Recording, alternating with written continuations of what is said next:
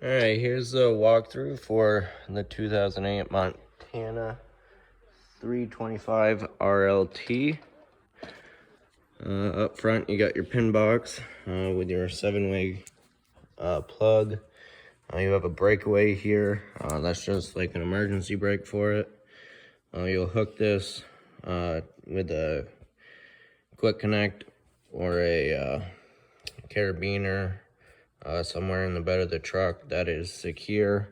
You don't want to hook it to the handle of your hitch. Most people do that, and that's not a good place for it, really, because it could bend the handle or something or slip off.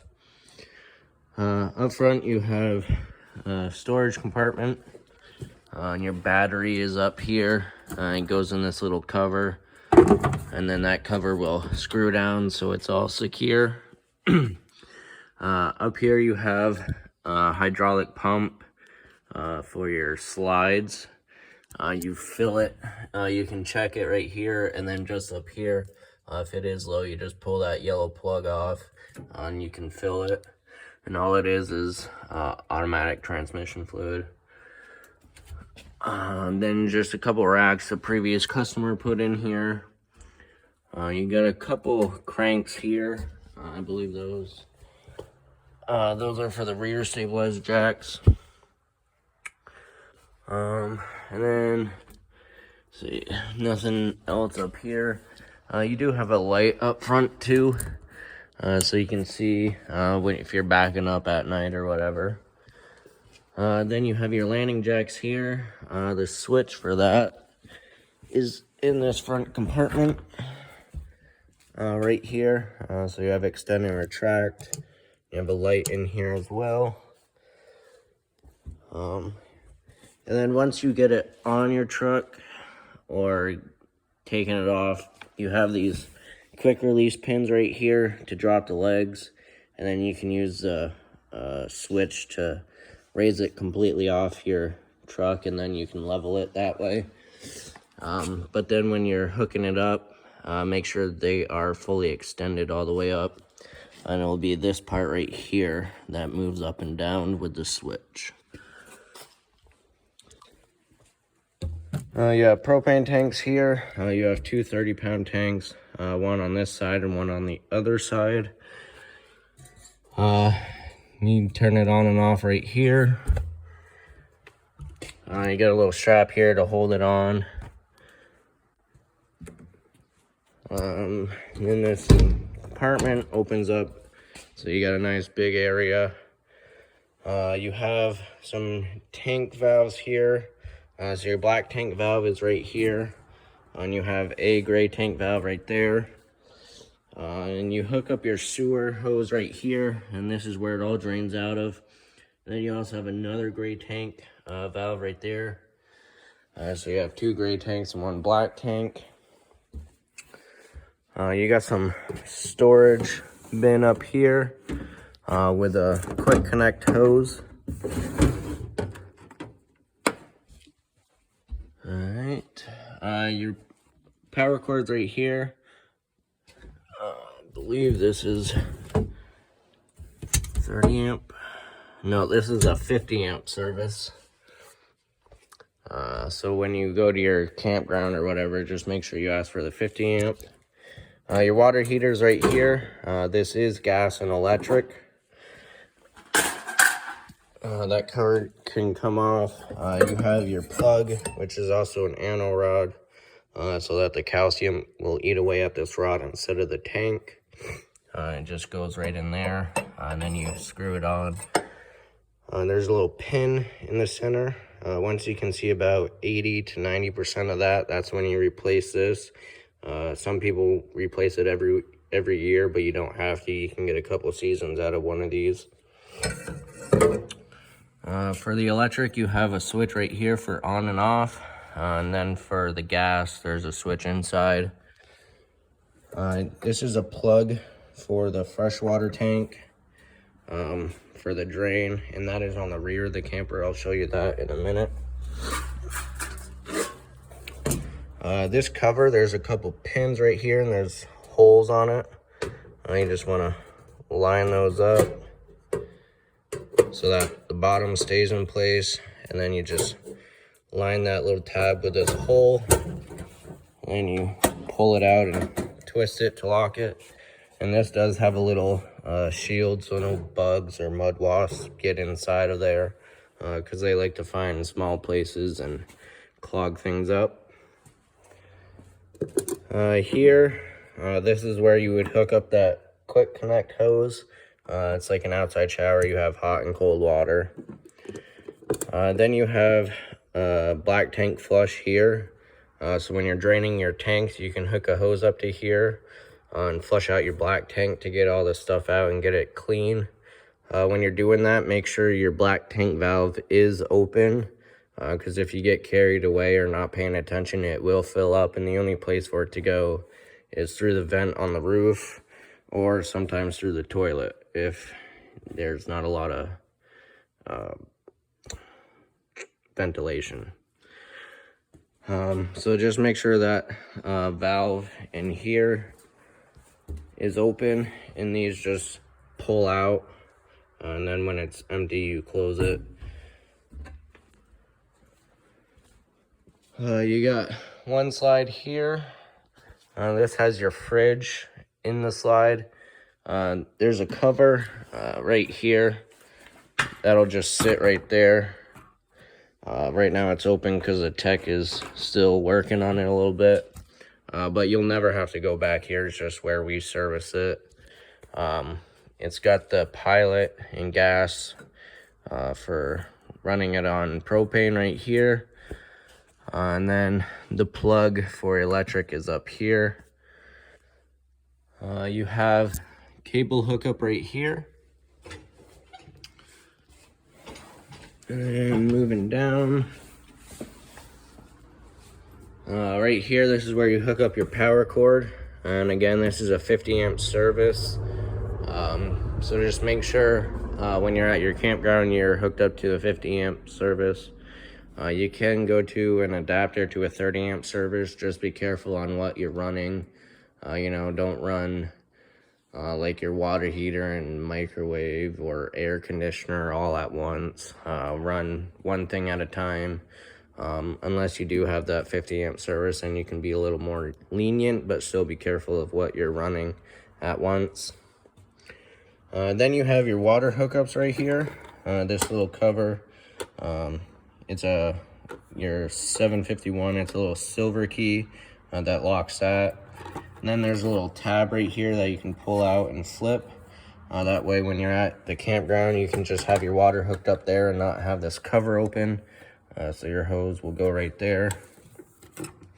So you have your city water connection. It's where you hook up your hose directly. Make sure you have a pressure regulator hooked up to it before you hook it up to the camper. Just make sure that you have the proper pressure. You don't have too much or too little.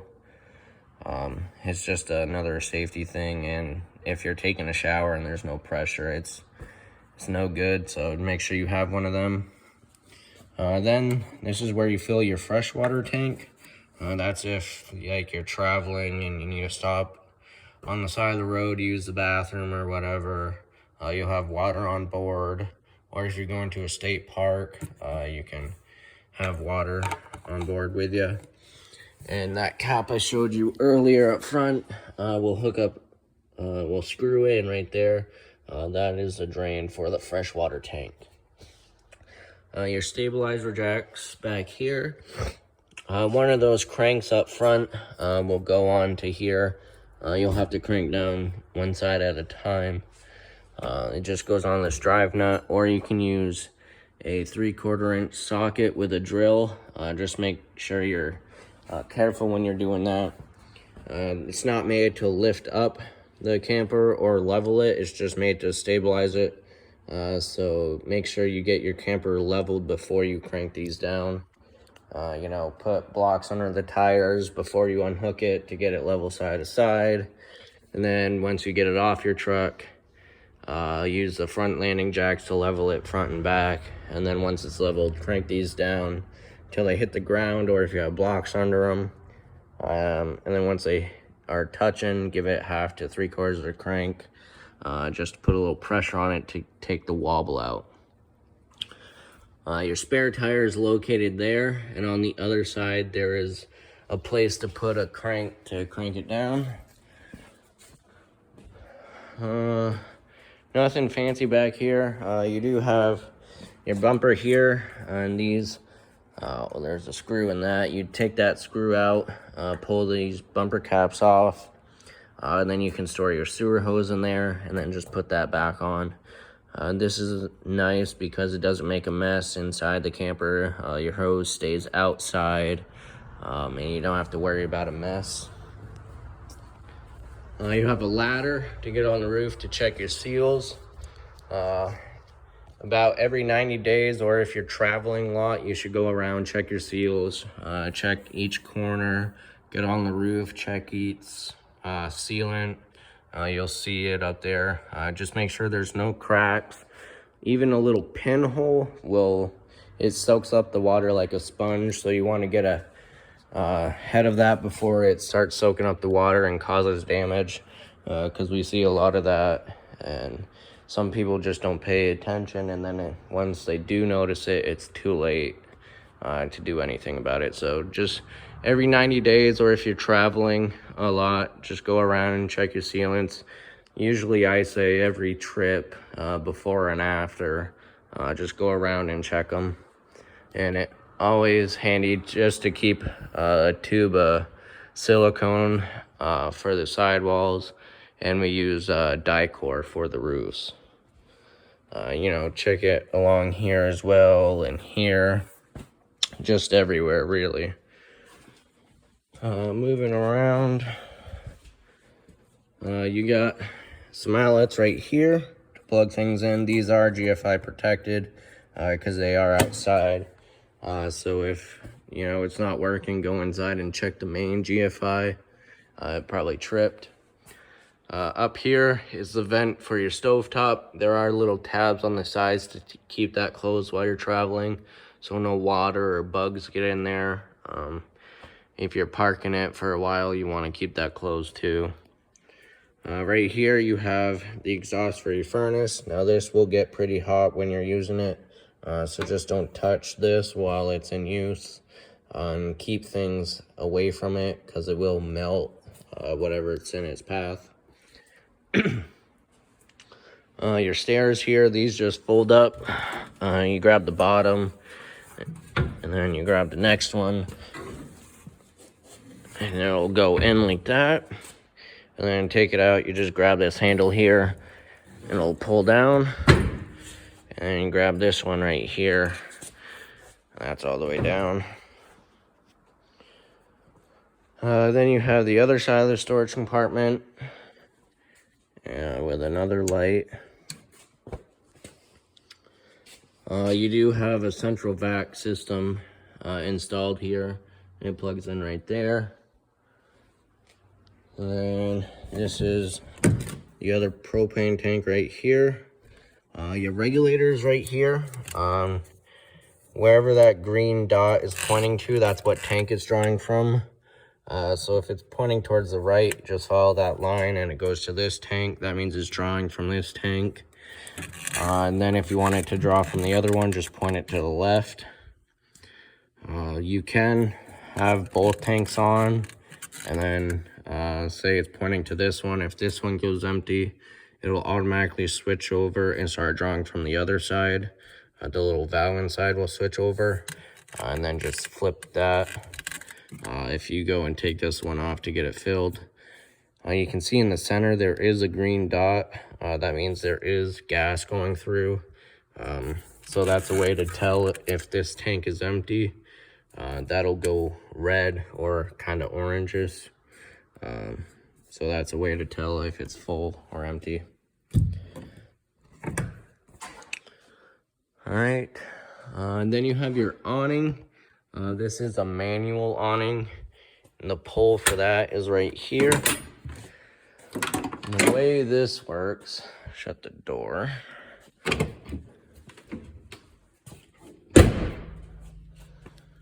So all you have to do, it's right up here, if I can reach it, right there, you got a little tab, and you can see, zoom in.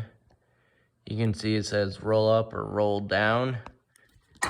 So to roll it down, you just pull that tab down, and then you have a strap right here that the pole hooks into. Put that there for a second. And then up here, you have little tabs. You just squeeze those together. You have some on each side. Snap those out.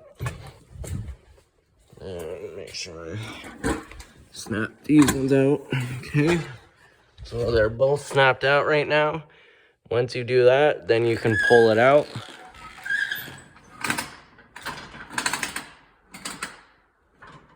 Oh, I think I had the switch backwards. Or I didn't pull out. There, okay. There, so the little switch will look like that. And then you can pull it out. There, and we can't pull it out all the way right now because this is in the way. But it will come out quite a ways. And you'll be able to see the bare tube and where the strap hooks in. Once you can see that, that's all the way out, and you won't be able to pull it anymore. Once it's all the way out, loosen these knobs right here. This will slide all the way to the top up there and lock in place. And then you just tighten it down. That adds support to the top. And then do that for both sides. It's best to set these up with 2 people. So that way you can, this handle right here, you can adjust the height. You just pull that up and then you push it up and it'll raise the awning up. If you're doing it with one person, do one side a little at a time. That way you don't bend anything and cause any damage. All right, and then to put it back in, there's that little gray thing up there. You can pull that tab and those arms will slide down. Make sure you loosen the knobs. That way it can retract. Do that both sides. And then grab a hold of the strap, pull it a little bit to relieve some tension. Flip the switch to roll up, and then put the pole back in the strap, and then slowly let it go in. You don't want to just let go of it because then it will snap against the camper. Then that'll cause some damage. So just don't let it go on its own. All right, that's everything outside. I'll stop the video here and we'll do another one on the inside.